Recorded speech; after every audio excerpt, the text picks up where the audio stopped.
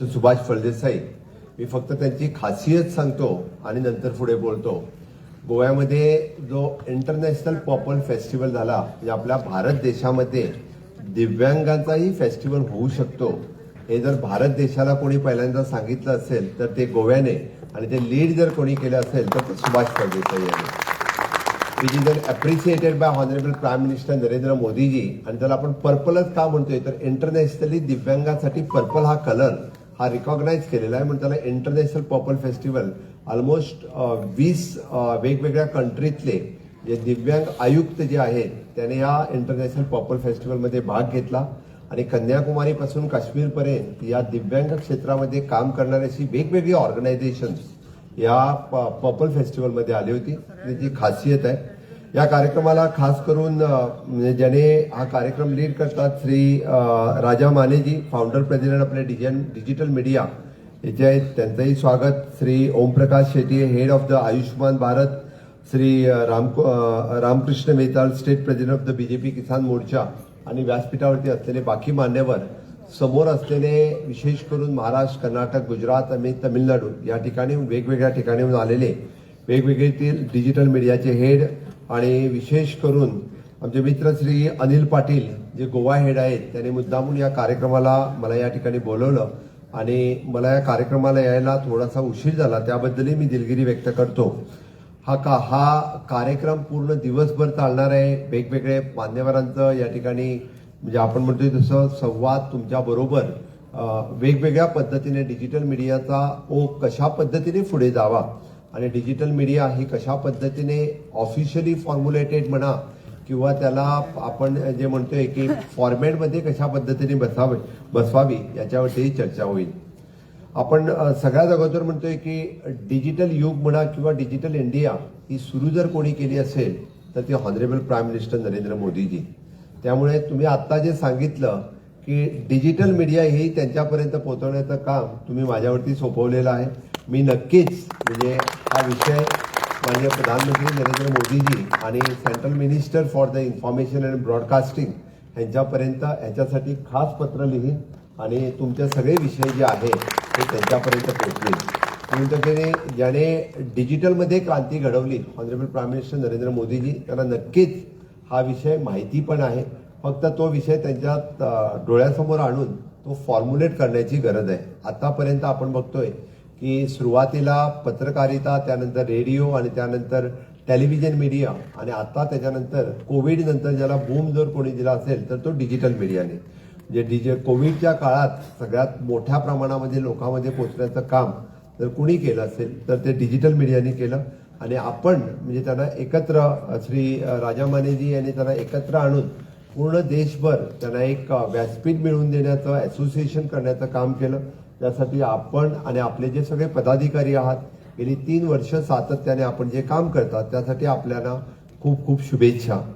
म्हणजे एकदम आपण म्हणतो की झटक्यात लगेच कुठलीही बातमी पोचवायची असेल तर ती बातमी म्हणजे उद्याच्या पेपरची वाट बघायची गरज नाही किंवा जाऊन TV लावून बातमी बघायची गरज नाही. हातात असलेल्या मोबाईलवरती तुमच्या डिजिटल मीडियाच्यामुळे लगेच आपण आहे त्या ठिकाणी बातमी आपल्यापर्यंत पोहोचतो. आपण जर बघतोय तर की ह्याचे फायदे पण आहेत आणि ह्याचे तोटे पण आहेत म्हणजे बरेच. त्यामुळे मी तर म्हणेन की वेगवेगळ्या योजना किंवा वेगवेगळी कामं ही पण आपण खूप मोठ्या प्रमाणामध्ये आत्ताच्या झेनझीला कळायला लागली. तसं बघितलं तर झेनझी कुठलाही पेपर वाचत नाहीयेत आणि ते TV पण बघत नाहीयेत. आता झेनझी जे असतात ते फक्त मोबाईलवरती असतात आणि मोबाईलमधल्या वेगवेगळ्या सोशल मीडियाच्या प्लॅटफॉर्मवरती, मग ते इंस्टाग्रामपासून ते व्हॉट्सॲप म्हणा किंवा बाकी म्हणजे बाकी सगळे असणारे प्लॅटफॉर्म, आणि त्या सगळ्या प्लॅटफॉर्मवरती डे बाय डे आपण डेव्हलप्ड होतात. आपण आपले कंटेंट आणि आपली क्रिएटिव्हिटी, आपले इनोव्हेशन्स आपण खूप चांगल्या पद्धतीने सगळेजण प्रेझेंट करतात. आणि खरं तर म्हणजे आजचं हे डिजिटल युग हे झेनझीला आकृष्ट करणारं युग पण आहे.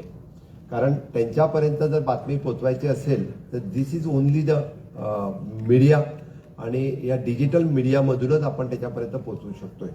कारण honourable prime minister Narendra Modiji विकसित भारत 2047 हे स्वप्न ठेवून काम करतात आणि ते स्वप्न जर सातत्यात उतरायचं असेल तर it is an collaboration contribution of all. It is not alone. म्हणजे कोणी प्रधानमंत्री मुख्यमंत्री हे विकसित भारत करू शकणार नाहीये. तर विकसित भारत करण्यासाठी सगळ्यांचं सहकार्य हे खूप गरजेचं आहे आणि त्यातल्या त्यात डिजिटल मीडियाचं सहकार्य हे खूप गरजेचं आहे. मी का म्हणतोय तर आपण बघतोय की आपण तयार केलेलं इन्फ्रास्ट्रक्चर डेव्हलपमेंट आणि ह्युमन रिसोर्स डेव्हलपमेंट हे एवढ्या मोठ्या प्रमाणामध्ये कन्याकुमारीपासून काश्मीरपर्यंत होत असेल तर ते लोकांपर्यंत कसं पोहोचणार. कारण आत्ताची जी झेन झी म्हणा किंवा झेन अल्फा येणार आहे हे काही पेपर वाचणार नाही आहेत. त्यामुळे पेपरमध्ये कुठलीही मोठी बातमी आली, उद्या कुठलाही मोठा लेख आला तर झेन अल्फा तर नाहीच नाही आहे.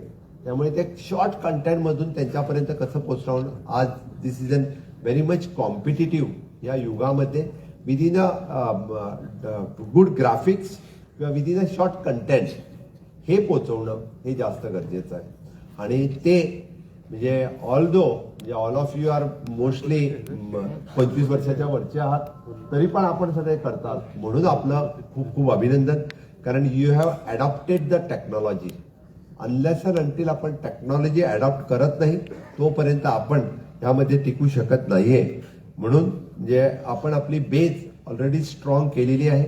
आपल्याला जी राज्य मान्यताचा आपण विषय जो केला की नक्कीच की गोव्यामध्ये जो रजिस्टर्ड पत्रकार आहे की अनिल पाटीलजींना माहिती आहे की त्यांच्यासाठी इथं लॅपटॉप घेण्यापासून कॅमेरा घेण्यापासून even though we are giving the e bikes for the पत्रकार.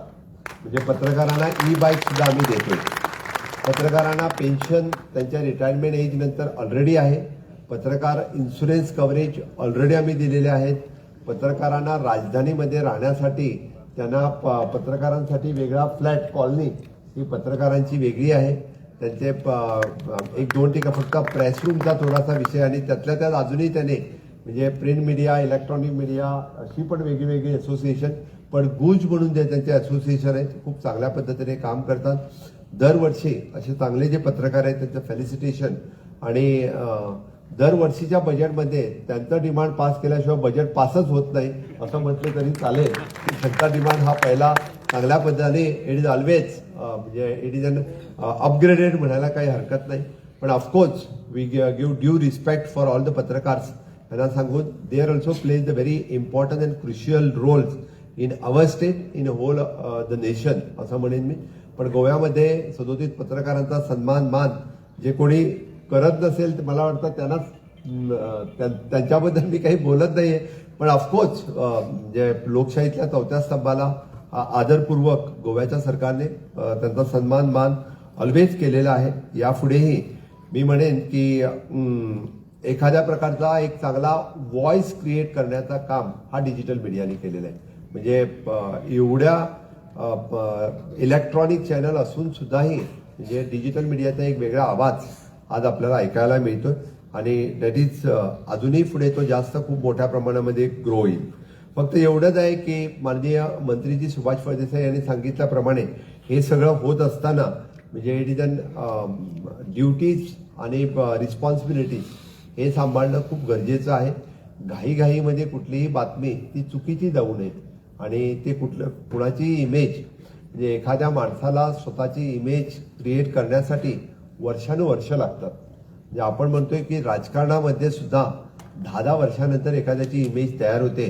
पण आपल्या एखाद्या न्यूजमुळे त्याची इमेज कम्प्लिटली संपून जाऊ शकते. त्यामुळे you want to verify the each and everything आणि त्याशिवाय म्हणजे कोणाच्याही इमेजला धक्का लागू नये याची काळजी आपण सगळ्यांनी घ्यावी असं मला वाटतं. नक्कीच आपली डिजिटल मीडिया सुद्धा रिसर्च ओरिएंटेड असावी. It should be the research oriented. There should be the proof. Okay आपण म्हणतोय की without proof it should not be there.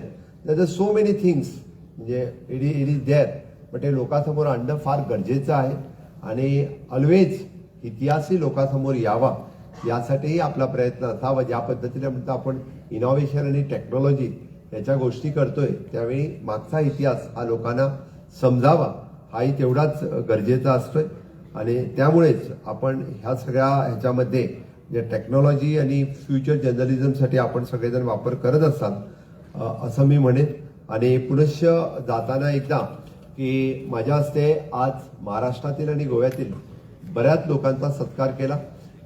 विशेष करून म्हणजे no doubt it is appreciated. महाराष्ट्रातील विशेष बीड, बार्शी या ठिकाणी वेगवेगळ्या महाराष्ट्रातल्या ग्रामीण भागातून सरपंचापासून या वेगवेगळ्या क्षेत्रामध्ये काम करणारे कित्येक जण या ठिकाणी आला आहात. आपलं काम हे खूप मोठं आहे, आपलं काम हे खूप प्रेरणादायी आहे आणि अशाच पद्धतीचं काम हे एखाद्या राज्याला नाही देशालाही अपेक्षा आहे. मला वाटते तुमची प्रेरणा घेऊन इतरही लोक हे काम वेगवेगळ्या राज्यामध्ये सुरू करेल, कारण ह्यानेच आपला देश हा विकसित भारत होऊ शकतोय. म्हणून मी पहिलाच म्हटलं की विकसित भारत करण्याचं काम हे फक्त मोदीजींचं नाहीये. विकसित भारत करण्याचं काम हे आपलं सगळ्यांचं मिळून आहे आणि मला खात्री आहे की डिजिटल मीडियातले माझे सगळे मित्र हे मोदीजींचा विकसित भारत 2047 नक्कीच करणार आहात. आणि विकसित भारत झाल्यानंतर माझ्यातर्फे तुम्हा सगळ्यांना निमंत्रण गोव्यामध्ये आहे. मी नक्कीच त्यावेळी राजा माने साहेब अशाच पद्धतीचं अधिवेशन घडवून आणा.